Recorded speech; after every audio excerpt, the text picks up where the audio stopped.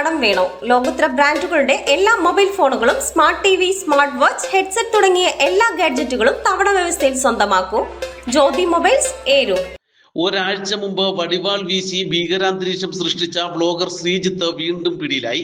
സുഹൃത്തായ ഏരൂർ കരിമ്പിൻകോണം സ്വദേശി വിപിൻ എന്നയാളെ മൊബൈൽ ഫോൺ കൊണ്ട് മുഖത്തിടിച്ച് ഗുരുതരമായി പരിക്കേൽപ്പിച്ചതിനാണ് ക്ലാപ്പന മടത്തിൽ വീട്ടിൽ ശ്രീജിത്തിനെ ഏരൂർ പോലീസ് അറസ്റ്റ് ചെയ്തത്.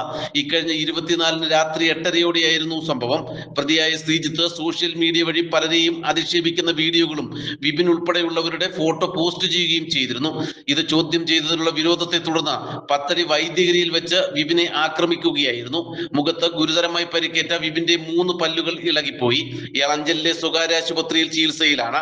വിപിന്റെ പരാതിയിൽ കേസെടുത്ത ഏരൂർ പോലീസ് മൊഴി രേഖപ്പെടുത്തിയ ശേഷം ശ്രീജിത്തിനെ അറസ്റ്റ് ചെയ്യുകയായിരുന്നു. മുമ്പ് വടിവാൾ വീശി ഭീകരാന്തരീക്ഷം സൃഷ്ടിച്ച ശ്രീജിത്തിനെ പോലീസ് പിടികൂടിയെങ്കിലും കോടതി ജാമ്യം നൽകിയിരുന്നു. യുവാവിനെ ആക്രമിച്ച കേസിൽ പിടിയിലായ ശ്രീജിത്തിനെ വൈദ്യപരിശോധനയ്ക്ക് ശേഷം കോടതിയിൽ ഹാജരാക്കി റിമാൻഡ് ചെയ്തു. കൊലപാതക ശ്രമത്തിൽ നിന്ന് ഞാൻ രക്ഷപ്പെട്ടു വന്നതിനാണ് എനിക്ക് തന്നത്. ആരാ കൊലപാതക ശ്രമം നടത്തിയെന്നറിയാം? ശ്രീകൃഷ്ണ വകുപ്പിന്റെ രജിത്ത് എന്റെ സുഹൃത്തുക്കളിൽ വെച്ചിട്ട് അവര് എന്റെ സുഹൃത്തുക്കളായ നൗഫൽ പത്തടിയും ബിബിന ഇവർക്കെതിരെ ഞാൻ പരാതി SP ഓഫീസിൽ കൊടുത്തിട്ടുണ്ടായിരുന്നു. അതിനുശേഷമാണ് അവൻ പരാതി കൊടുത്തതും.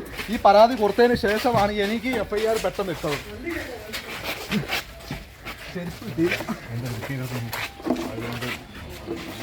അതിനുശേഷമാണ് എനിക്ക് കേസ് എടുത്തതല്ലേ.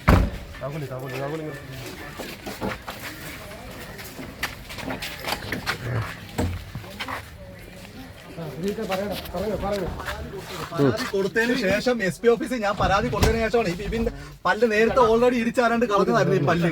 അതിനുശേഷം അവൻ രണ്ടാമത് കൈ കൊണ്ട് ഓടിച്ചു. നിങ്ങൾ ഇനി വളച്ചൊടിച്ചൊക്കെ ആയിരിക്കും കൊണ്ടുവരുന്നത്. പക്ഷെ എന്റെ സത്യസന്ധമായ കാര്യങ്ങൾ ഞാൻ തെളിയിപ്പിച്ചിരിക്കും. കാരണം ഇന്ന് എന്നെ റിമാൻഡ് ചെയ്താലും കുഴപ്പമില്ല. നാളെ ഇതിന് ഉന്നത ഉദ്യോഗസ്ഥരുണ്ട്. മുഖ്യമന്ത്രിക്ക് പരാതി കൊടുത്ത് എന്റെ പദഭീഷണി